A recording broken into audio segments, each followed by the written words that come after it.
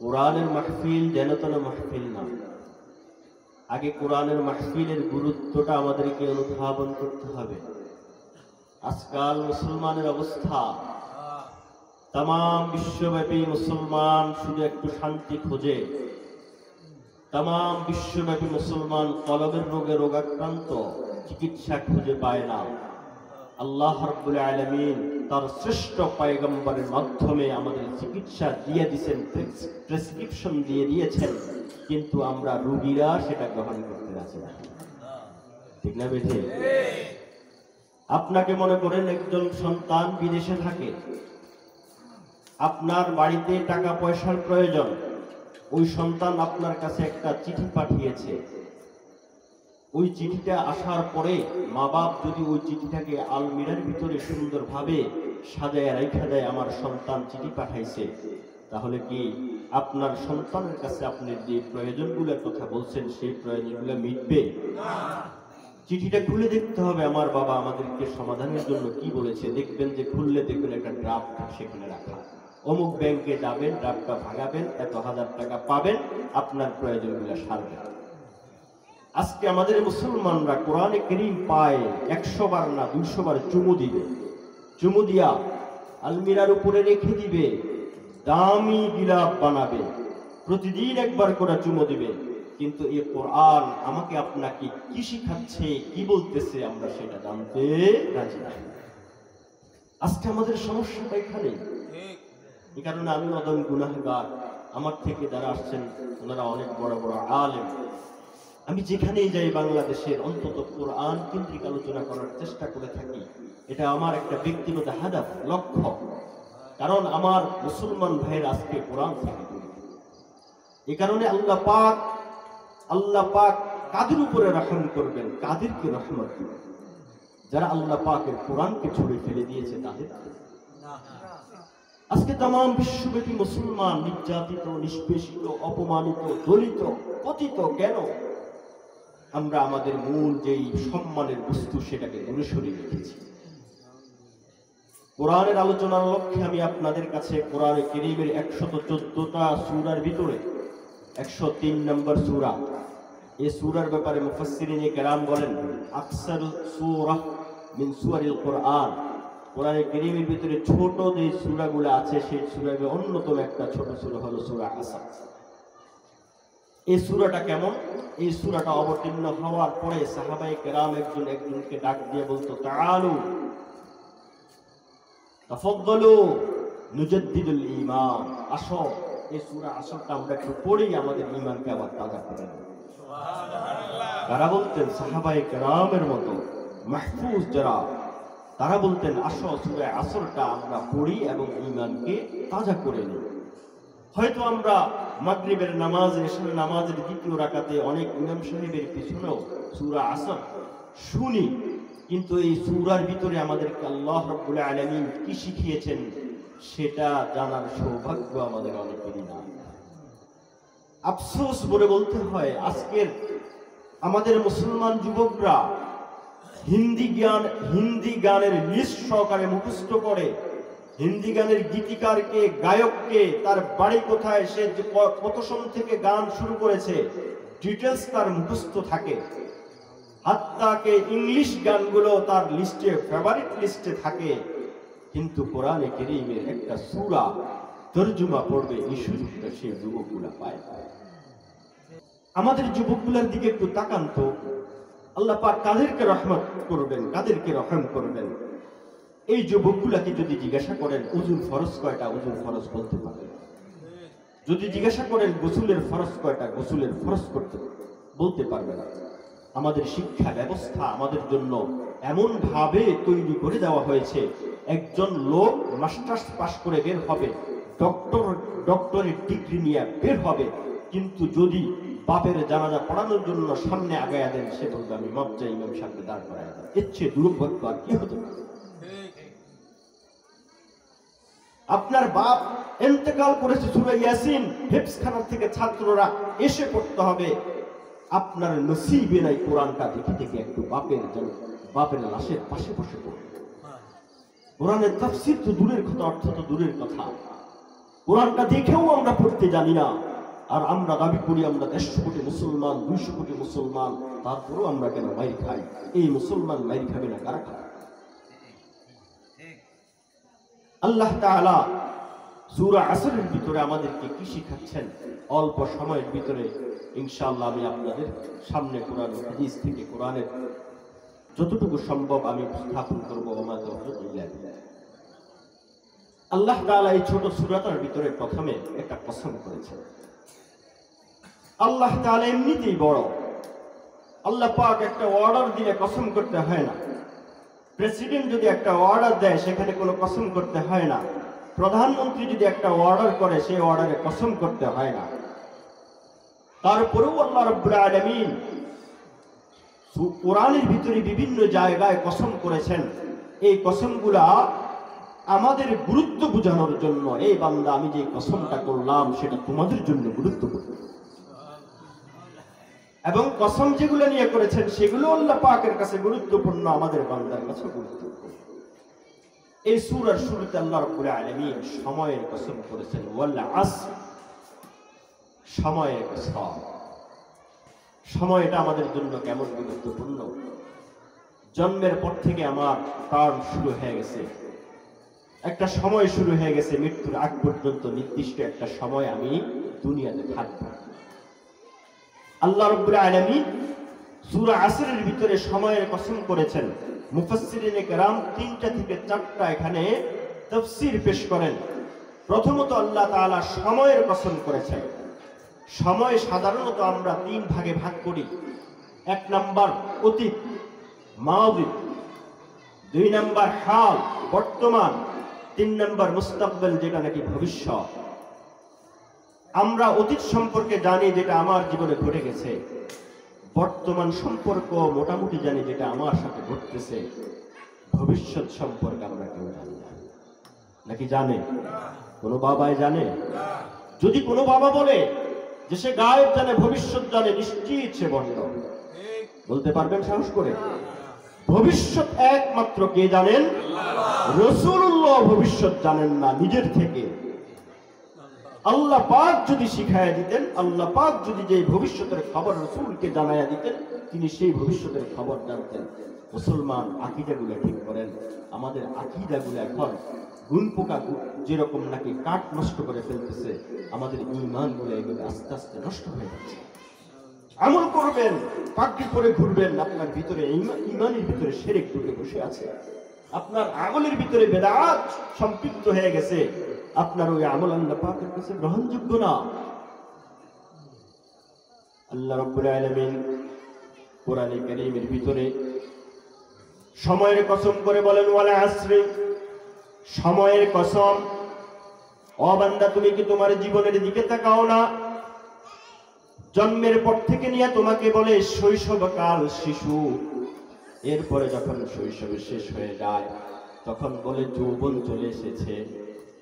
আস্তে আস্তে করে তোমার সামনে থেকে যৌবনটাও চলে যায়, দাড়িতে পাকা শুরু করে, চুল পাকা শুরু করে দেয়। তখন তোমাদের ভাষায় তোমরা তাকে বলে বার্ধক্য শুরু হয়ে গেছে। তোমার জীবনের ক্ষেত্রে, তোমার সময়ের ক্ষেত্রে এই 3টা কাল যদি তুমি এই 3টা কাল যদি তুমি গুরুত্ব না দিতে পারো, তাহলে আমি রব্বুল আলামিন তোমার জন্য 3টা কাল বানায় রাখছিলাম। রূহের জগতে আমরা ছিলাম, সেই অতীতের জগতে আল্লাহ রব্বুল আলামিন হযরতে আদম আলাইহিস সালাম থেকে কিয়ামত পর্যন্ত যত সন্তান আসবে, সমস্ত সন্তানগুলোকে রূহের জগতে তাদেরকে জিজ্ঞাসা করেছিল, আলাস্তু বিরাব্বিকুম, আমি কি তোমাদের প্রভু নই? এই জিজ্ঞাসা করার পরে সবাই সবার দিকে তাকায়, কি উত্তর দিবে কারো উত্তর জানা নাই। আকায়ে নামদার তাজদারে মদিনা মুহাম্মদুর রাসূলুল্লাহ সাল্লাল্লাহু আলাইহি ওয়াসাল্লাম উত্তর দিলেন, বালা। সমস্ত আম্বিয়া কেরাম, সমস্ত রাসূলরা বলে উঠলো বালা, সমস্ত মুমিনরাও বলে উঠলো বালা। এরপরে দেখা দেখি সমস্ত রূহের জগৎ বালা বালা বলে স্বীকারোক্তি দিয়ে এসেছে, ও আল্লাহ আপনিই আমাদের রব, আপনি আমাদের প্রভু। এরপরে আল্লাহ রাব্বুল আলামিন বললেন, ঠিক আছে, ইহবিতু মিনহা জামিআ, জান্নাত থেকে নেমে যাও দুনিয়াতে। ইম্মা ইয়াতিয়ান্নাকুম মিন্নী হুদান ফামান তাবিআ হুদায়া ফালা খাউফুন আলাইহিম ওয়ালা হুম ইয়াহজানুন। বর্তমান জামানায় নেমে যাও, রূহের জগৎটা তোমার জন্য অতীত হয়ে গেছে, বর্তমানে চলে আসছো। ও বান্দা, বর্তমানে আমি রব্বুল আলামিন তোমাকে এমনি ছেড়ে দেই নাই। রূহের জগতে তুমি যে স্বীকারোক্তি দিয়ে এসেছো, সেই স্বীকারোক্তিটা তোমাকে স্মরণ করার জন্য, স্মরণ করাইয়া দেওয়ার জন্য লক্ষাধিক নবীদেরকে আমি পাঠাইছি, 104খানা কিতাব আমি পাঠাইছি। তারা সবাই তোমাদেরকে ওই যে অতীতের কথা স্মরণ করাইয়া দিছে। এই অতীতের কথা স্মরণ করানোর সাথে সাথে আরেকটা কথাও স্মরণ করাইয়া দিছে, তোমার ভবিষ্যৎটা কোথায় হবে। বর্তমানের উপরে ভবিষ্যৎ নির্ধারণ হবে। এই বর্তমান সময়টাতে আমি কি করছি, আমার ভবিষ্যৎ সে হিসেবে নির্ধারণ হবে। সমস্ত নবীর আমাদেরকে শিখাইছে, ও বান্দা, ও আল্লাহর বান্দা, তুমি যে দুনিয়ার মধু পায়া, মধুর স্বাদ পায়া তুমি দুনিয়াতে মশগুল হয়ে গেছো, এটা তোমার চিরস্থায়ী জীবন না। এটা তোমার চিরস্থায়ী জীবন না। তোমার চিরস্থায়ী জীবন তো শুরু হবে মৃত্যুর মাধ্যমে। এরপরে ফারিকুম ফিল জান্নাতি ওয়া ফারিকুম ফিস সাঈর, কেউ যাবে জান্নাতে, কেউ যাবে জাহান্নামে।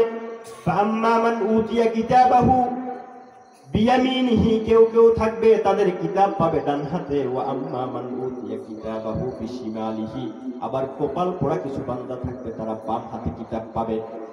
ভবিষ্যতের কথাগুলো সমস্ত নবীরা, সমস্ত রাসূলরা, সমস্ত আম্বিয়া কেরাম আমাদেরকে বলে বলে গেছেন, এবং কিতাবগুলোর ভিতরে আল্লাহ রাব্বুল আলামিন আমাদেরকে বলে স্মরণ করায়া দিয়েছেন। ও বান্দা, তুমি যে রবের কথা অতীতকালে স্মরণ করে অতীতকালে স্বীকারোক্তি দিয়ে এসেছো, আল্লাহ পাকের সামনে যে হাজিরি দিয়েছিল, হ্যাঁ ওগো রব, আপনি আমাদের রব, অবশ্যই অবশ্যই আপনি আমাদের রব।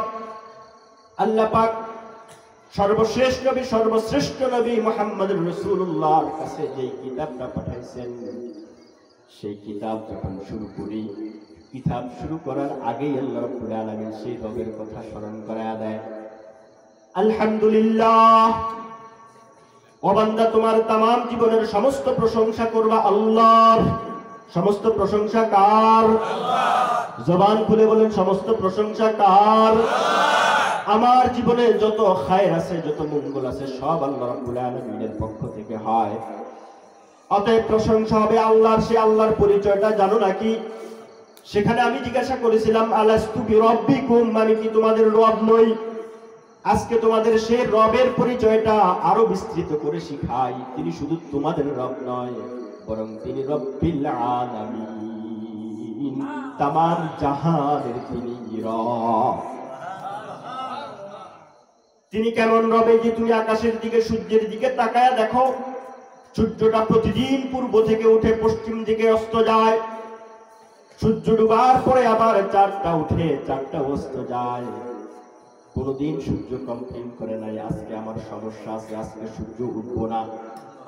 চাঁদেও কোনদিন কমপ্লেইন করে নাই, আজকে আমার ভিতরে তেজ নাই, আজকে আমি আলো দিতে পারবো না। আল্লাহ রাব্বুল আলামিন যেই নিজাম সৃষ্টি করে দিয়েছেন, সে সেই নিজাম পালন করতে বাধ্য। অতএব সূর্যও আল্লাহর গোলাম, সূর্যও আল্লাহর সৃষ্টি, চন্দ্রও আল্লাহর সৃষ্টি। আত্মাকে তুমি যা কিছু দেখো, যত প্রাণী আছে, সব প্রাণী আল্লাহ পাকের সৃষ্টি। দুনিয়ার বুকে তুমি যদি গোলামি করতে হয়, তাহলে স্রষ্টার গোলামি করবা, খবরদার সৃষ্টির গোলামি করবা না। যে নাকি স্রষ্টা রাইখা সৃষ্টির গোলামি শুরু করে দেয়, সে আমি মালিকের সাথে শিরক শুরু করে দেয়। আর এই মুশরিকগুলাকে আমি রব্বুল আলামিন কখনোই জান্নাতে নেব না। জান্নাতের ঘ্রাণ ওরা পাবে না। যারা আল্লাহ পাকের সাথে শিরক করে, আল্লাহ পাকের অস্তিত্বের সাথে, আল্লাহ পাকের গুণাবলীর সাথে, আল্লাহ পাকের ক্ষমতার সাথে অন্য কাউকে যদি মিক্স করে, সম্পৃক্ত করে, ওরাই আল্লাহ পাকের সাথে শিরক করেছে। এরকম শিরক আমাদের সমাজে চলে কিনা? আল্লাহ যা জানে, আমার বাবাও তা জানে। আল্লাহর সব শক্তি বাবার হাতে দিয়ে দিছে, এরপরে আল্লাহ খালি হয়ে গেছে, এখন সবকিছু বাবার কাছে। কবরে গিয়া সিজদা করে, বাবার কাছে সিজদা করে, বাবা তার সব সমস্যার সমাধান করে দিবে, কিন্তু আল্লাহর দরবারে সিজদা দেওয়ার মতো তার সুযোগ হয় না। আছে না ভাই সমাজে? খবরদার মুমিন মুসলমান। গতকালকে হোমনা থেকে মাহফিল করে আসছিলাম, দেখলাম একটা বাজারের উপরে পবিত্র উরুস শরীফ লেখা, আর গাড়ি থেকে জানালা দিয়ে দেখলাম ওখানে যুবতী মেয়েদের নাচাকুদা চলতেছে, বাদ্যের তালে তালে যুবকগুলো বেসামাল নৃত্য দিচ্ছে, শুরু দিয়ে লিখলো পবিত্র উরুস শরীফ। আল্লাহ পাক ওদেরকে হিদায়াত দান করেন। দেখেন জাহালত, মূর্খতা আমাদের ভিতরে কোন পর্যন্ত এসেছে।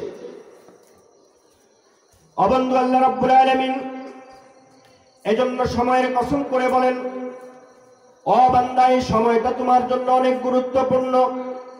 এই সময়ের ভিতরে ইন্না আহসানতুম আহসানতুম লিআনফুসিকুম, যদি তুমি নেক আমল করতে পারো তাহলে তোমার জন্যই ভালো হবে।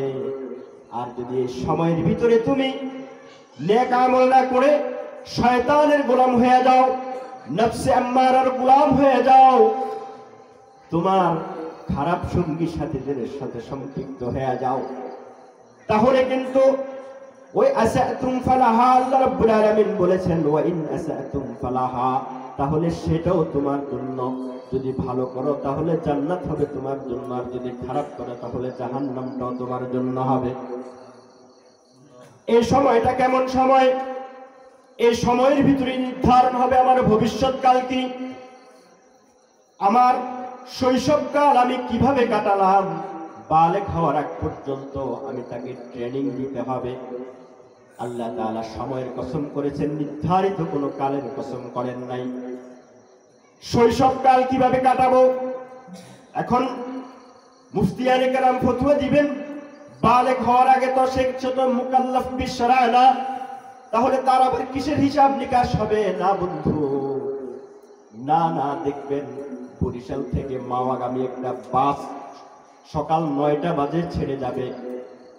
সকাল ৬টা থেকে ওরা বাসটা ইনকোয়ারি করে দেখে, পরীক্ষা নিরীক্ষা করে দেখে গিয়ার অয়েল ঠিক আছে কিনা, পেট্রোল ভরা আছে কিনা, স্টিয়ারিংটা ঠিক আছে কিনা, চাকাগুলা শক্ত আছে কিনা। কারণ ৯টা বাজে এই বাসটা ছেড়ে যাবে, তার প্রস্তুতি তারা কয়েক ঘন্টা আগে শুরু করে দেয়। মুকাল্লাফ বিশরা হওয়ার পরে নামাজ পড়তে হবে, রোজা রাখতে হবে, নিসাব পরিমাণ মাল আসার পরে যাকাত দিতে হবে, এরপরে সাদকা দিতে হবে, হজ করতে হবে। এই যে হবে গুলাইকার ট্রেনিংটা করতে হবে। মুসলমান একটু চিন্তা করে দেখবেন, আপনাদের হাতে পায়ে ধরে শুধু কানসব করার জন্য ওয়াজ শুনে চলে যাবেন না, ব্রেনের ভিতরে কিছু চিন্তা ঢুকাবেন। আপনার বাচ্চাটা যখন 5 বছর বয়সের হয়, তখন সমাজ থেকে সে শিক্ষা শুরু করে, আশেপাশে কি হচ্ছে না হচ্ছে এখান থেকে তার ব্রেনে ঢুকায়। আমার সমাজটা কি ইসলামী সমাজ? আমার সমাজ সেটা কি ইসলাম সমর্থন করার মতো সমাজ? আমার যে সমাজ সেটা কি কোরআনের সমাজ কিনা, সেটাও আমাকে ফিকির করতে হবে। আমি শুধু চিন্তা করলাম না, আমি তো নামাজ পড়ি, রোজা রাখি, অসুবিধা নাই, আমি জান্নাতে চলে গেলে চলবে, কিন্তু আপনার সন্তানগুলা যে শিক্ষা ব্যবস্থায় বড় হবে হতে 10-15 বছর পড়ালেখা করার পরে বলবে আল্লাহ বলে কিছু না। হয় না? হয় না? এরকম নাস্তিক আছে না নাই? নাস্তিক গুলা কি কওমি মাদ্রাসায় তৈরি হয় না ইউনিভার্সিটিতে তৈরি হয়? কারণ কি? কারণ সে ছোটকাল থেকে তার মা বাপের কোল থেকে সে ইসলামের শিক্ষাটা পায় নয়। আপনি তাকে জিজ্ঞাসা করবেন যে গত 5 বছর ধরে 5 টার্ম ধরে নোবেল পুরস্কার কারা কারা পেয়েছে, এক নামে সবকিছু বলে দেবে।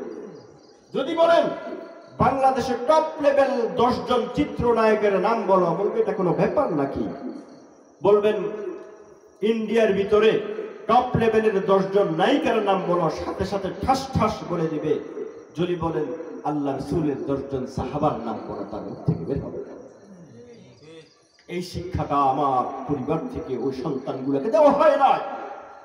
এই সন্তানটা বালেগ হওয়ার পরে নামাজি হবে, দেখেন আল্লাহ রাসূলের হিকমাগুলা, তিনি বলেছেন 7 বছর বয়স থেকে তোমরা তোমাদের সন্তানকে নামাজের জন্য আদেশ করা শুরু করো।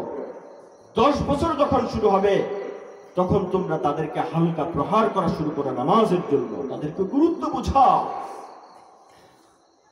মুসলমান, আল্লাহ রাব্বুল আলামিন সূরা আসরের ভিতরে আসরের কসম করেছেন। মুফাসসিরিন কেরাম আরেকটা ব্যাখ্যা করেন, এখানে আসর মানে সালাতুল আসর হতে পারে, যেরকম ফজর থেকে নিয়ে জোহর পর্যন্ত লম্বা একটা সময়, আসর জোহর থেকে নিয়ে আসর পর্যন্ত মোটামুটি একটা বড় সময়। কিন্তু যখন আসরের ওয়াক্ত হয়ে যায় তখন মানুষগুলা ব্যস্ত হয়ে যায় নিজের দোকান ব্যবসা বাণিজ্য সব গুটায়া বাসায় যাওয়ার জন্য, কারণ সূর্যটা ডুবে যাবে, দিনটা শেষ হয়ে যাবে।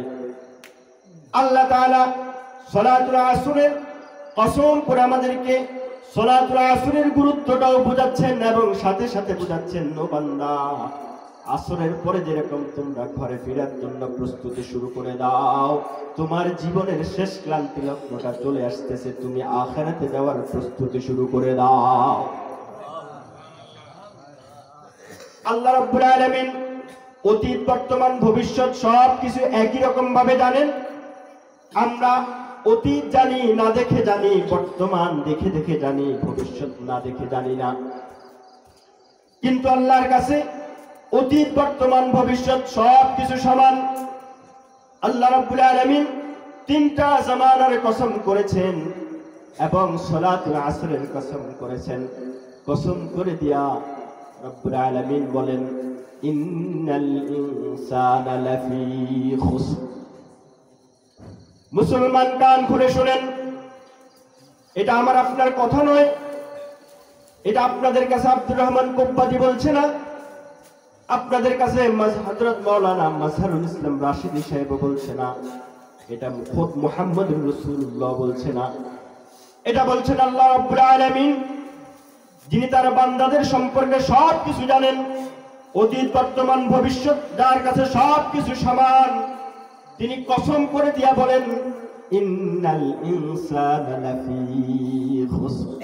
এই মানুষগুলা সবগুলা ক্ষতিগ্রস্ত, সবগুলা ক্ষতিগ্রস্ত, সবগুলা ক্ষতিগ্রস্ত। কারণ আল্লাহ রাব্বুল আলামিন জানেন এই বান্দাগুলা দুনিয়াতে আসার পরে দুনিয়ার মজা পায়া আমি রব্বুল আলামিনকে ভুলে যাবে, দুনিয়ার মজা পায়া ওদের পিছনে আজরাইল দৌড়ায় সেটাও ভুলে যাবে, দুনিয়ার মজা পায়া ওদের জন্য কবরটা হা করে বসে আছে সেটাও ভুলে যাবে।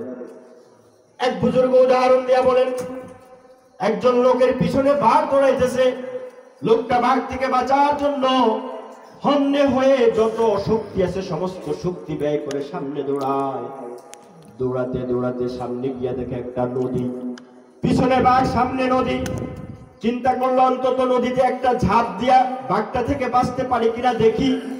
যখনই ঝাঁপ দিতে যাবে তখনই দেখে নদীতে একটা কুমির হা করে বসে আছে। এখন আর তার যাওয়ার কোনো উপায় নাই, পিছনে বাঘ সামনে কুমির। ইত্যবসরে সে দেখলো ডান পাশে একটা গাছ দেখা যায়। চিন্তা করলো অন্তত কিছুটা সময় এই গাছের উপরে উঠা বসি, দেখি কতক্ষণ বাঁচা যায়। গাছের উপরে উঠা বসছে, উঠে বসার পরে দুইটা ইঁদুর আসছে, একটা কালো ইঁদুর একটা সাদা ইঁদুর। ইঁদুরদের অভ্যাস হলো ওরা কাটাকাটি না করলে ওদের দাঁত ভালো থাকে না। দুই ইঁদুরে বলে, চল আমরা একটু প্রতিযোগিতা করি, দেখি এই গাছটা কে কার আগে কাটতে পারে। সাদা ইঁদুর একদিকে কাটে, কালো ইঁদুর একদিকে কাটে, প্রতিযোগিতা করে গাছটা কাটতেছে। আর ওই বান্দা উপরে উঠার পরে চোখটা উপরের দিকে দেওয়ার পরে দেখে একটা মধু পোকার বাসা। মধু পোকার বাসার দিকে তাকানোর সাথে সাথে এক ফোঁটা মধু তার মুখের উপরে পড়েছে। জিহ্বাটা বের করে দিয়ে ভিতরে চেটে দেখে মিষ্টি তো লাগে। এবারে জিহ্বাটা পেতে দিয়ে সে মধু আহরণ করা শুরু করে দিয়েছে। ওই বান্দার খবর নাই নিচে বাঘ বসে আছে তার জন্য, ওই বান্দার খবর নাই সামনে কুমির বসে আছে, ওই বান্দার খবর নাই রাত আর ওই যে কালো ইঁদুর সাদা ইঁদুর গাছটা প্রতিযোগিতা করে কাটতেছে। ও ভাইরা, ও মুসলমান বাবাজিরা, একটু চিন্তা করে দেখেন, আজরাইল প্রতিনিয়ত আমার আপনার পিছনে দৌড়ায়। পুকুর পাড়ে বাস যায়, কবরস্থানে কবরটা হা করে বসে আছে আমাকে গিলে খাওয়ার জন্য। এদিকে সাদা ইঁদুর আর কালো ইঁদুর রাত আর দিন প্রতিনিয়ত আমার হায়াতের গাছটা কেটে দিয়ে যাচ্ছে। দুনিয়ার যে মজাটা যখন শেষ হয়ে যাবে, গাছটা পড়ে যাবে, বাঘ যেরকম গাড় মটকে তার রক্তগুলা চুষে নেবে, তার কলিজাটা বের করে খেয়ে ফেলবে, আজরাইল আমার জীবনটা বের করে নিয়ে যাবে। এরপরে আমার এই দেহটা কবরস্থ করা হবে। আল্লাহ রাব্বুল আলামিন ওই রবের পরিচয় যেটা আমাদেরকে আগে জিজ্ঞাসা করেছিলেন, কোরআন শুরু করেছেন সেখানেও বললেন রব্বিল আলামিন, আবার কোরআন শেষ করে দিবেন সেখানেও রবের পরিচয় শিখাচ্ছেন, কুল আউযু বিরাব্বিল ফালাক, কুল আউযু বিরাব্বিন নাস। রবের এত পরিচয় তোমাকে শিখিয়েছে, কবরে যাওয়ার পরে প্রথম সওয়াল হবে মার রব্বুকা, তোমার রবকে। ওই যে অতীতেও তোমার রবের পরিচয় দিছিলাম, নিকট বর্তমানেও তোমাকে রবের পরিচয় দেওয়াইছিলাম, এখন বলো তো দেখি রবকে। যদি দুনিয়ার বুকে রবের পরিচয়টা না জেনে রবের জন্য আমল করতে না পারি, আরবি গ্রামার মুখস্থ করে ফেললো, লাভ হবে না সেদিন। হা হা লা আদ্রি, হা হা লা আদ্রি ছাড়া মুখ দিয়ে অন্য কিছু বের হবে না। এই কারণে আল্লাহ রাব্বুল আলামিন বলেন, ইন্নাল ইনসানা লাফি খুসর, নিশ্চয় সবগুলো মানুষ ক্ষতিগ্রস্ত।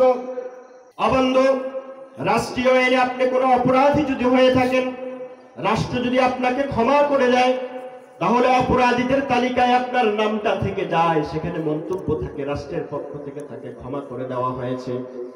আল্লাহ তাআলা এমন না, আল্লাহ তাআলা বলেন যে বান্দাটা গুনাহ করার পরে তওবা করে ফেললো, আমি তার গুনাহগারের লিস্টি থেকে তার নামটা মুছে ফেলে দেই।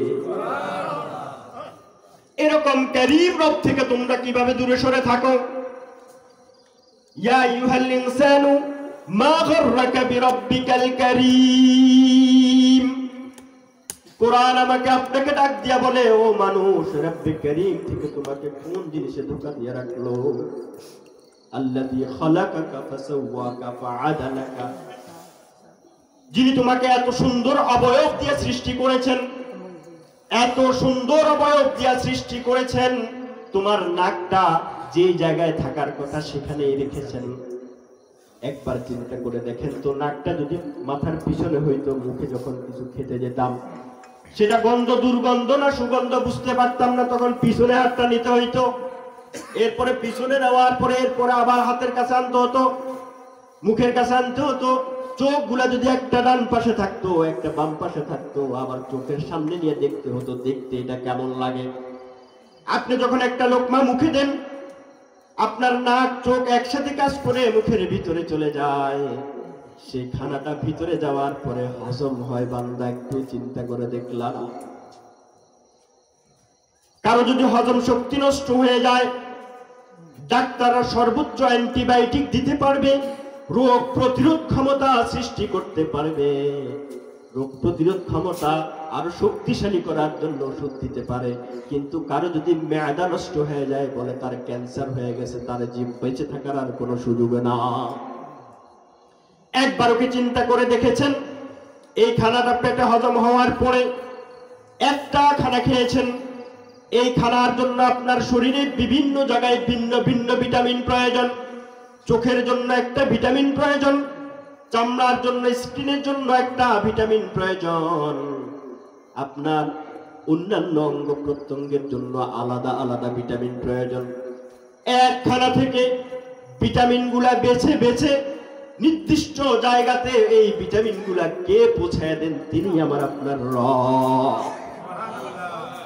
যেটা প্রয়োজন নয়, অপ্রয়োজনীয়, সেটা আবার ঠিকই আমার থেকে মল হিসেবে বের করে নিয়ে যান। এই যে প্রতিদিন 3 বেলা খানা খাই বান্দা, এই খানাটা হজম হয়ে আমার ভিতরে ভিটামিন সৃষ্টি করে, শক্তি সৃষ্টি করে। এই শক্তিটাকে তুমি ইসলামের বিরুদ্ধে কাটাইবা, ইসলামের বিরুদ্ধে খাটাইবা। এই জন্য আল্লাহ শিক্ষাটা দিচ্ছেন নাকি, শক্তিটা দিচ্ছেন নাকি? না বান্দা, এই শক্তিটা দিছে আমার এই বান্দা শক্তিটা অর্জন করে আর নামাজ পড়বে, আমার বান্দা এই শক্তিটা অর্জন করে হজে যাবে। যে মাল দৌলত আল্লাহ রাব্বুল আলামিন দিয়েছেন, সেই মাল দৌলত তোমাকে আমাকে আপনাকে কি জন্য দিয়েছেন? এটা দিয়া সিনেমা হল প্রতিষ্ঠা করব। কি জন্য দিয়েছেন? সিনেমা বানানোর জন্য। এই মাল দৌলত কি দিয়েছেন? গরিবের উপরে জুলুম করার জন্য, ক্যাডার ভিত্তিক রাজনীতি করার জন্য, না, এই মাল দিয়েছে আল্লাহ রাব্বুল আলামিন যাতে করে এই মাল তুমি আল্লাহর দরবারে আল্লাহ পাকের কাজে ব্যবহার করতে পারো, খরচ করতে পারো। আল্লাহ রাব্বুল আলামিন এই মালগুলো সেজন্যই দিয়েছেন। কিন্তু এই নাফরমান বান্দাগুলা বুঝে না, তারা এত কিছু পাওয়ার পরেও সেই মালিকের নাফরমানি করে যায়। এই কারণে আল্লাহ রাব্বুল আলামিন বলেন, ইন্নাল ইনসানা লাফি খুসর, সবগুলা মানুষ ক্ষতিগ্রস্ত, সবগুলা মানুষ ক্ষতিগ্রস্ত। মালিককে জিজ্ঞাসা করলাম, ওগো মালিক, এই ক্ষতি থেকে বাঁচার উপায় কি? মালিক আমাকে 4টা কর্মসূচি দেয়। জবান খুলে বলেন, কয়টা কর্মসূচি? কয়টা কর্মসূচি? এই 4টা কর্মসূচি যারা পুঙ্খানুপুঙ্খানুভাবে পালন করতে পারবে তারাই এই ক্ষতি থেকে বাঁচবে। এই 4টা কর্মসূচি শোনার জন্য মন চায়? মন চায়? এই 4টা কর্মসূচির ভিতরে সবচেয়ে গুরুত্বপূর্ণ কর্মসূচি হলো ঈমান। কি? আল্লাহ তাআলা বলেন, ইল্লাল্লাযীনা আমানু, যারা নাকি আমি রব্বুল আলামিনের উপরে ঈমান এনেছে, আমার নবী রাসূলদের উপরে ঈমান এনেছে, আমার কিতাবের উপরে ঈমান এনেছে, হাসর নাসরের উপরে ঈমান এনেছে, আখিরাতে আল্লাহ রাব্বুল আলামিনের কাছে তাদেরকে দাঁড়াতে হবে, পুনরুত্থান আবার তাদের হবে, আল্লাহ পাকের কাছে তাদের সব কিছুর হিসাব নিতে হবে, দিতে হবে। এই বিশ্বাসটা তাদের অন্তরের ভিতরে প্রথমত রাখতে হবে। আচ্ছা বলেন তো, যদি আমার আপনার কোন অফিসে সিসি ক্যামেরা লাগানো থাকে, আমার সামনে যদি কোটি টাকাও পড়ে থাকে, আমি সেই টাকা ধরবো কিনা? কারণ এখন নিতে পারি পকেটে, সিসি ক্যামেরা ধরে আমার ঠিক আছে ঢুকিয়ে দিবে, ঠিক কিনা? সিসি ক্যামেরার উপরে আমার ঈমান আছে, কোরআনের উপরে ঈমান না। আল্লাহ তাআলা ডাক দিয়া বলেন, ও বান্দা, তুমি সিসি ক্যামেরার উপরে ঈমান রাখা, এখানে সিসি ক্যামেরা আছে, অপরাধ করা যাবে না। আর আমি রব্বুল আলামিন যে তোমারে বলছিলাম, কিরামান কাতিবিনা ইয়ালামুনা মা তাফআলুন, প্রত্যেকটা মানুষের সাথে সিসি ক্যামেরা লাগানো আছে। যখন সে ভালো করবে তারা সেটা ভালো লিখে ফেলে, যখন সে খারাপ করবে সেই খারাপগুলো তারা লিখে ফেলে। আমি কোরআনে আবার বলছিলাম, এই সিসি ক্যামেরাওয়ালারা যখন তাদের সমস্ত রিপোর্ট জমা দিবে, কিয়ামতের দিন মালিকের সামনে দাঁড় করানো হবে এই বান্দাগুলোকে। আমি বললাম, ওগো আল্লাহ, আমি তো মুমিন ছিলাম, ঈমানদার ছিলাম। তখন আল্লাহ তাআলা বলবেন, ঠিক আছে, তুমি তো ঈমানদার ছিলা, এই কাজগুলা করছো কিনা? তখন বলবেন, না আল্লাহ, আমি তো এই কাজ করি নাই। আল্লাহ বলবেন, আল ইয়াউমা নাখতিমু আলা আফওয়াহিহিম ওয়া তুকাল্লিমুনা আইদিহিম ওয়া তাশহাদু আরজুলুহুম বিমা কানু ইয়াকসিবুন। আল্লাহু আকবার। আল্লাহ বলবেন, তখন এই মিথ্যাবাদীর মুখগুলোকে বন্ধ করে দেব, তাদের হাতকে জিজ্ঞাসা করব, এই হাত, তোমাকে দিয়া এই বান্দা কি কি অপকর্ম করেছে?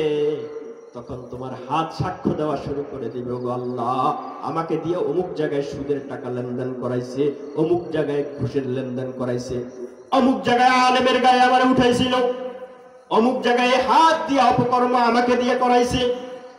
পাওগুলা বলবে, ওগো আল্লাহ, মুয়াজ্জিন হাইয়া আলাস সালাহ হাইয়া আলাল ফালাহ বলে ডাকে, আমাকে মসজিদে নিয়ে যায় নাই, আমি পাও দিয়ে সে সিনেমা হলে গেছে, আড্ডা পাড্ডায় গেছে, বড় বড় বড় বড় সমাবেশে গেছে নেতা নেত্রীর হুকুম পালনের জন্য, কিন্তু মালিকের হুকুম পালনের জন্য মসজিদে যায় না। সেদিন আমার আপনার কোনো কিছুই করার থাকবে না। অবন্ধু, এটা আমি একটা শব্দ নিজের থেকে বলতেছি না, কাসামাম বিল্লাহ, এটা সবগুলা কোরআনের কথা আমাকে আপনাকে জানায়া দিচ্ছে। এই বান্দা কিয়ামতের দিন আল্লাহ পাকের কাছে ওজর পেশ করবে, ওগো মালিক, আমি তো জানি নাই, না সুযোগ নাই, কোনো সুযোগ নাই। আল্লাহ রাব্বুল আলামিন একটা কম্পিউটার সৃষ্টি করে দিয়েছেন, না আকল দিয়েছেন আমাদেরকে। আপনি একটা 100 টাকা দামের 50 টাকা দামের একটা লাউ যখন কিনেন, সেটাও বারবার লোক দিয়ে খোসায়া দেখেন এটা খাওয়ার উপযোগী কিনা। কিন্তু আপনার যে আমলটা কিয়ামতের দিন জান্নাত জাহান্নাম নির্ধারণ করে দিবে, একবারও সেটা কোনো আলেমের কাছে জিজ্ঞাসা করার সুযোগ পান নাই যে আসলে এটা সুন্নাহ না এটা বেদাত।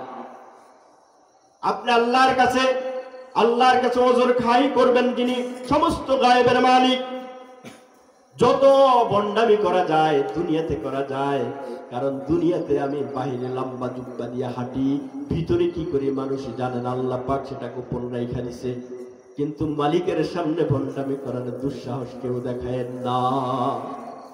মনে করবেন না মানুষের সামনে ভালো সাইজা সুন্দর সুন্দর কথা বলে মানুষের হৃদয় গলায়া দুনিয়ার স্বার্থ হাসিল করছেন, এমনি কিয়ামতের দিন মালিককেও গলায়া আপনার সমস্ত অপকর্মগুলো বাদ দিয়ে আপনি আল্লাহর কাছে জান্নাত চাইবেন। সেদিন আফসোস করে বলবেন, মালি হাযাল কিতাব লা ইউগাদিরু সাগীরাতান ওয়ালা কাবীরাতান ইল্লা আহসাহা। এটা আবার কেমন কিতাব, দরজা বন্ধ করে শীতকালে কম্বলের ভিতরে মাথাটা লুকায়া মোবাইলের স্ক্রিনে খালি স্ক্রিনে টাচ করছি আর নগ্ন ছবি দেখছি। কেউই ছিল না আশেপাশে, ডানে বামে কেউই ছিল না। ভিডিওগ্রাফি দেখেছিলাম, পর্নোগ্রাফি দেখেছিলাম। এই যুবক ভাইরা কান খুলে শোনো, এই যুবক ভাইরা কান খুলে শোনো, একাকিত্বের গুণাগুলো ছেড়ে দাও, একাকিত্বের গুণাগুলো ছেড়ে দাও।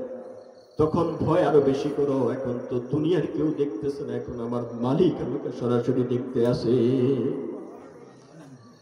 ওই মালিকের সামনে যদি ওজর খাহি করার কোন সুযোগ তোমার থাকে তাহলে গুনাহ করো, কিন্তু মালিক যদি তোমার সবগুলা গুনাহ দেখে, খবরদার খবরদার খবরদার, ওই সময় গুনাহগুলা ছেড়ে দাও।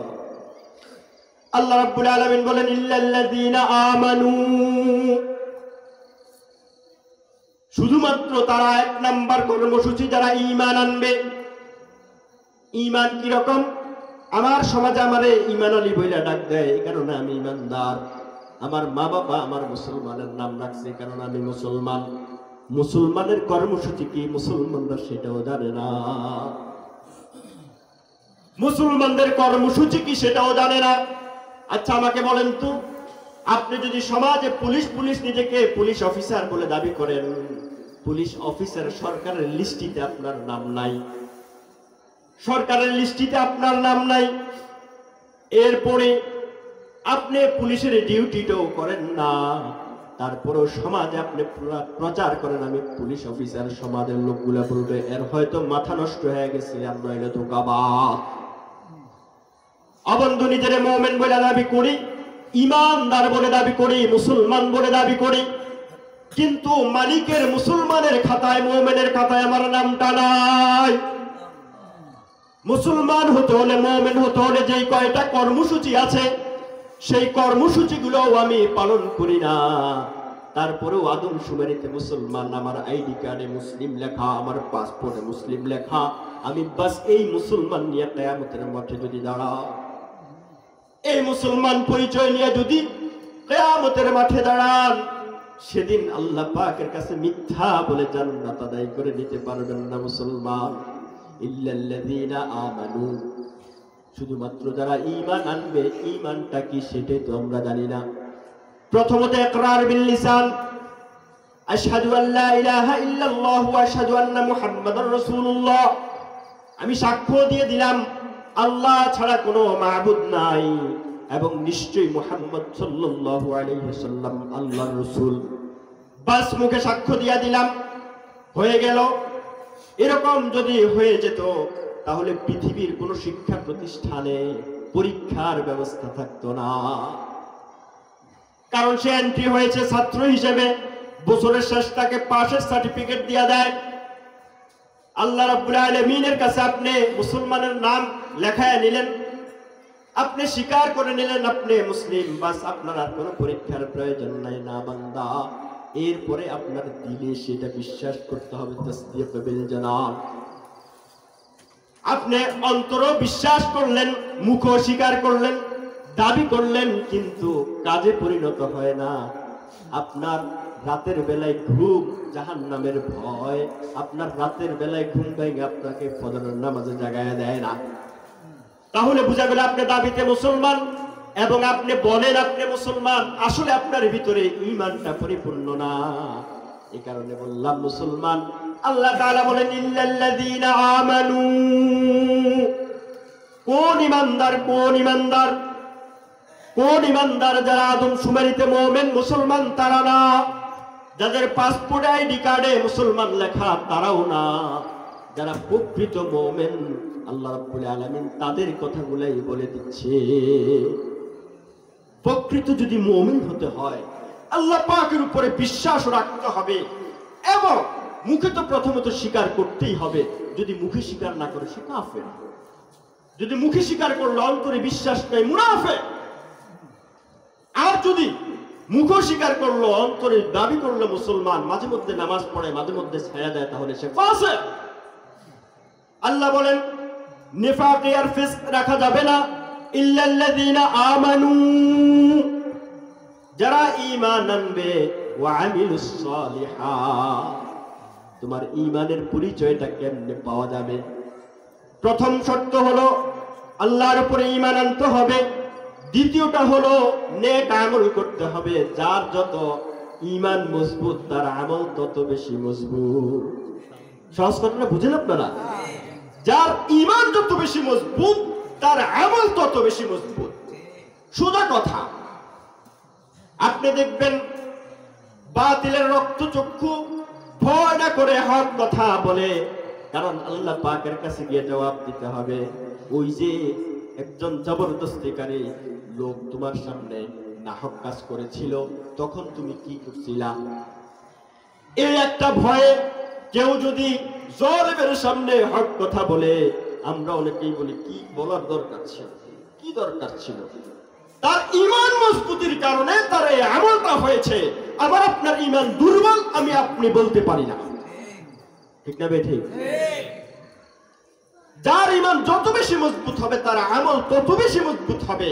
দেখবেন নামাজের মুসল্লা মসজিদ থেকে আসার পরে আবার জিজ্ঞাসা করবে, এই বারবার খালি ঘড়ির দিকে তাকাবে, আসর ওয়াক্ত হয়ে গেছে কিনা, আসর ওয়াক্ত আবার চলে যাবে, আবার আসার পরে মাগরিব হয়ে গেছে কিনা, বারবার সে খালি টেনশনে থাকবে যে কোন নামাজের ওয়াক্ত হয়ে যাচ্ছে, কোন নামাজের ওয়াক্ত চলে যাচ্ছে। বোঝা যাচ্ছে সে প্রকৃত মুমিন। এরপরে ঈমান কখন বোঝা যাবে? পরীক্ষা করে নেবেন বান্দা। আল্লাহর উপরে আপনার ঈমান কতটুকু আছে, রাসূলের উপরে ঈমান কতটুকু আছে, আপনার ঈমানটা কি? আপনার মা বাবার চেয়ে আল্লাহ আল্লাহ রাসূলকে প্রিয় বানাইতে পারছে কিনা, নাকি আপনার থেকে আপনার নেতা নেত্রী বেশি প্রিয়? আল্লাহর যে বিধান দিয়েছে, আল্লাহ যে হুকুম করছে, কেউ যদি কোন যুবক, কোন মুসলমান যুবক যদি বলে না আমার নেতা নেত্রীর বিরুদ্ধে বলেছে, অতএব কোরআনের এই কথা বলা যাবে না, আল্লাহর কসম করে বলি ওই যুবক আদমশুমারিতে মুসলমান থাকতে পারে, আল্লাহর লিস্টিতে মুসলমান আর বাকি না। অবন্ধু, সবকিছু থেকে সবচেয়ে বেশি আল্লাহ রাসূলকে মহব্বত করতে হবে। ছোট্ট একজন বালক, নাম হলো উমায়ের। একদিন তার বাবা তাবুক যুদ্ধ থেকে আসার পরে তার বাবে একলা ঘরের ভিতরে দরজা বন্ধ, বলে যদি মুহাম্মদ তার কথার উপরে সত্যবাদী হয়ে থাকে তাহলে আমি গাদা থেকে নিকৃষ্ট। ওই কিশোর উমায়ের চোখ বড় বড় করে তাকালো। ঘটনা কি? কিবারে সাহাবায়ে কেরামের সাথে তাবুক যুদ্ধে গিয়েছে আমার বাবা। আপন বাবা নয়, তার বাবা ছোটকালে ইন্তেকাল করেছে, কিন্তু তার মা ওই জুলাস নামক লোকটাকে বিবাহ করেছে। ছোট্ট বয়স থেকে উমায়েরকে নিজের সন্তানের মতো করে বড় করেছে। তার জীবনে কোনো অভাব অনুভব করার সুযোগ ওই বাপে দেয় নাই। এত বেশি মায়া করতো, কেউ বিশ্বাস করতো না এটা জুলাসের সন্তান নয়, সবাই মনে করতো এটা তার আপন সন্তান। যখন রাসূলের বিরুদ্ধে বলল, ওই শিশু চোখ বড় করে তাকালো বাপের দিকে, চিন্তা করে এতদিনের মহাব্বত ভালোবাসা, এখন আমার ভালোবাসার পরীক্ষা হয়ে যাবে, হয়তো আমি রাসূলকে বেশি ভালোবাসি না, আমার এই বাবাটাকে বেশি ভালোবাসি। দেখেন মুসলমানের যুবক কিশোর এখানে অনেকেই আছেন, একটু চিন্তা করে দেখেন ঈমানের অবস্থাটা কোথায় আমাদের। তখন সে আল্লাহ পাকের কাছে ওয়াদা করলো, গো মালিক, আমার সামনে হাবিবে কিবরিয়াকে অপমান করলো আমার বাবা, সমাজে তো সবাই তাকে মুসলমান বলে জানে, এখন আমি এই আমানতটা যদি আমি এই কথাগুলো যদি মুহাম্মদ রাসূলুল্লাহর দরবারে না পৌঁছায় দিই, কাল কিয়ামতের ময়দানে আমাকে খায়েন হিসেবে তোমার দরবারে দাঁড়াতে হবে। কিছুক্ষণ চিন্তা করার পরে বলল, আমার পিতৃ সম্পর্ক ঠিক থাকুক আর না থাকুক অসুবিধা নাই, আমি রাসূলুল্লাহর দরবারে যাব, আমার বাবার বিরুদ্ধে নালিশ করব, কমপ্লেইন করব। ইয়া রাসূলুল্লাহ সাল্লাল্লাহু আলাইহি ওয়াসাল্লাম, আমার এই বাবা আমার উপর অনেক ইহসান আছে, আমি মেনে নিলাম, আমাকে অনেক মায়াও করত, আমাকে অনেক আদরও করত, সব কিছু মেনে নিলাম, কিন্তু আপনি রাসূলের বিরুদ্ধে যখন বলেছে তখন আমার ঈমান সায় দিতেছে, এটা গোপন করা যায় না। আল্লাহর হাবিব সাহাবায়ে কেরামদেরকে নিয়ে মজলিসে বসা মসজিদে নববীতে ওই কিশোরকে বলল, ইয়া রাসূলুল্লাহ, আপনার সাথে আমার কথা আছে। বলে, আমার বাবাই তো পালক বাবা, সৎ বাবা, আমার বাবাই তো বলে যে আপনার কথা যদি সত্য হয়ে থাকে তাহলে সে গাদার থেকে নিকৃষ্ট। আল্লাহর হাবিব বললেন, এই জুলাসকে ডেকে নিয়ে আসো। কয়েকজন সাহাবী গিয়া তাকে ডেকে নিয়ে আসলো মসজিদে নববীতে, জিজ্ঞাসা করলো, তুমি কি এমন কথা বলেছো? ভিতরে নেফাক ছিল, দেখবেন নেফাক নাই যে হাদ্দাসা কাযাবা, যখন কথা বলে মিথ্যা কথা বলে, তখন বলে যে না রাসূলুল্লাহ, আমি এই কথা কেন বলবো, আপনি হলেন আমাদের রাসূল। যখন বলল আল্লাহ রাসূল, ওই ছোট্ট কিশোরের দিকে তাকায় বলে, তুমি যেটা বলতেছো সেটা অস্বীকার করে। আল্লাহর হাবিব বলল, এই জুলাস, তাহলে তুমি কসম করতে পারবা কিনা? মুনাফিক যারা থাকে ওরা মিথ্যা কসম করে। বলল, হ্যাঁ, আমি আল্লাহর কসম করতে পারবো। কসম করার পরে কিবারে সাহাবায়ে কেরাম বলল, ওগো রাসূল, এই ছোট্ট কিশোরটার কথা ধইরা জুলাস অনেকদিন আমাদের ভিতরে মুমিন হিসেবে পরিচিত, ওই ছোট্ট কিশোরটার কথা ধইরা আপনি কি তারে মুনাফিক স্বীকৃতি দিবেন নাকি? ওই ছোট্ট কিশোরটা আকাশের দিকে তাকায়া চোখের পানি ছেড়ে দিছে।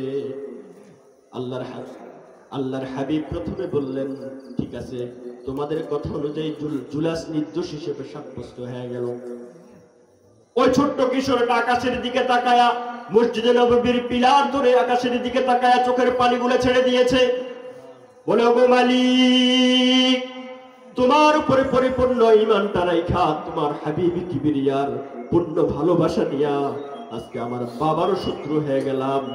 এরপরে সাহাবায়ে কেরামের সামনে আমি কিশোরকে মিথ্যাবাদীও সাব্যস্ত করে দিল। ইত্তে বছরে দেখা গেল আল্লাহর হাবিবের চেহারা রঙিন হয়ে গেছে, লাল বর্ণ হয়ে গেছে,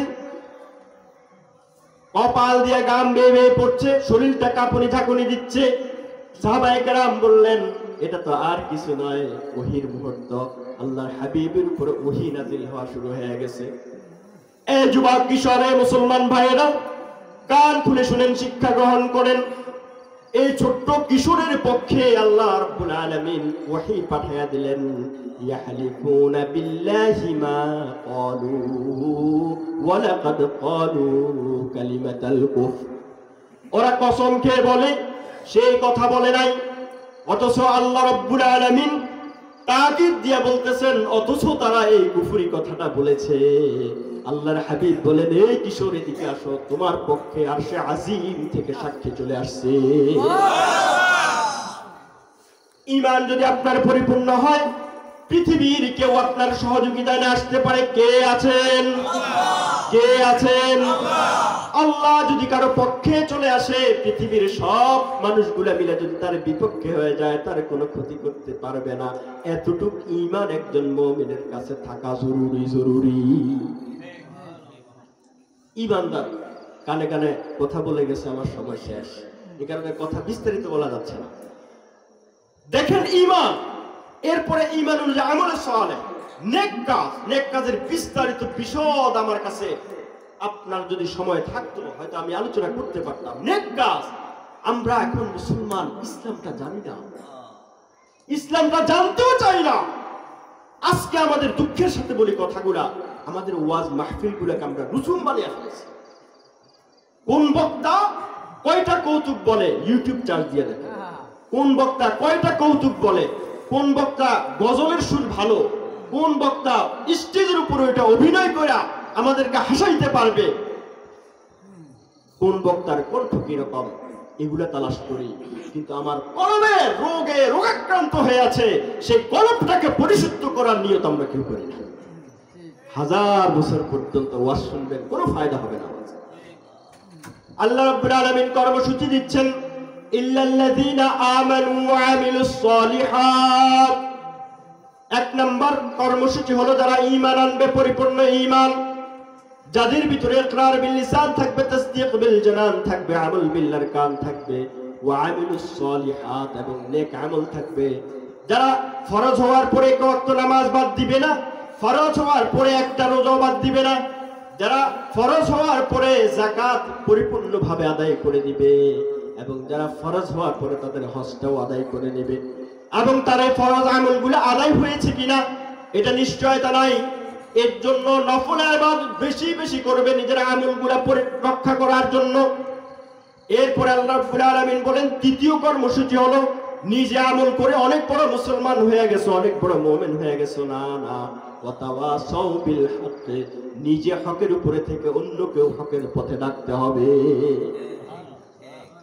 নিজে হকের উপরে থেকে অন্যকেও হকের উপরে ডাকতে হবে। এই কর্মসূচিটার ভিতরে আমাদের অনেক গাফলতি আছে, অনেক গাফলতি আছে। আমি আলোচনা শেষ করে দিচ্ছি। এরপরে ওয়াতাওয়াসাউ বিস সবর, নিজে সবর করবেন এবং অন্যকে সবরের দাওয়াত দিবেন। সবরটা আমরা মনে করি ধৈর্য, আমারে মাইক দিছে আমি ধৈর্য ধরে চলে আসলাম, সবর মানে এটা না। সবরটা তিনটা। সবর আলা তাআত, আপনি একটা নেক কাজ করতেছেন, আপনি দাঁড়িয়ে রাখছেন, এই যুবক ভাইরা কান খুলে শুনেন, আপনি দাঁড়িয়ে রাখছেন, ইউনিভার্সিটিতে গেলে আপনার ইউনিভার্সিটির সতীর্থরা আপনাকে এই তো মোল্লা হয়ে গেছে, তখন মনে মনে বলবেন, ও আল্লাহ, তোমার হাবিবের সুন্নতটা রাখার জন্য এই দাড়িটা রাখলাম, তুমি আমাকে এর জাযা খায়র দান করো। এটাও একটা সবর। আরেকটা হলো আপনি বিপদে পড়ে গেলেন, বিপদে পড়ে যাওয়ার পরে হাহুতাশ শুরু করে দিলেন, আর বললেন, গ্রামের মহিলারা বিশেষ করে, আল্লাহ খালি আমারই দেখছে এই বিপদে, বলে কি না, আল্লাহ খালি আমারই দেখছে না বান্দা। তখন আপনি বলবেন, আল্লাহর হাবিব বলেছিল, ইন্না ইজামাল বালাই মা ইজামিল জাযা, যার যত বড় বিপদ আল্লাহ পাক তার জন্য বড় প্রতিদানও রাখছে, তবে শর্ত হলো সবর করে থাকতে হবে। সবরের ওটাও একটু মানা। আরেকটা হলো আপনার বন্ধু বান্ধব বলে, চল আজকে অমুক জায়গায় সিনেমা দেখে আসি, তখন চিন্তা করলেন সিনেমা তো দেখতে মন চায়, পকেটেও টাকা আছে, সময়ও আছে, কিন্তু সিনেমা দেখলে যে আল্লাহ পাকের দরবারে আসি গুনাহগারের নাম খাতায় আমার নাম চলে আসবে, তখন ওই গুনাহ থেকে যদি আপনি বিরত থাকেন, সেটাও একটা সবর। এই সবর খালি নিজে করে বসে আসলেন হবে না, এই সবর অন্যদেরকেও দাওয়াত দিতে হবে। অতএব আল্লাহ রাব্বুল আলামিন সময়ের কসম করে বলেন, সবগুলো মানুষ ক্ষতিগ্রস্ত। চারটা কর্মসূচি যাদের ভিতরে পাওয়া যাবে, ঈমানের কর্মসূচি, আমলের কর্মসূচি এবং হকের কর্মসূচি। নিজেরাও হকের উপরে থাকবে, হক কথা বলবে, অন্যদেরকেও হকের উপরে চলার জন্য উদ্বুদ্ধ করবে।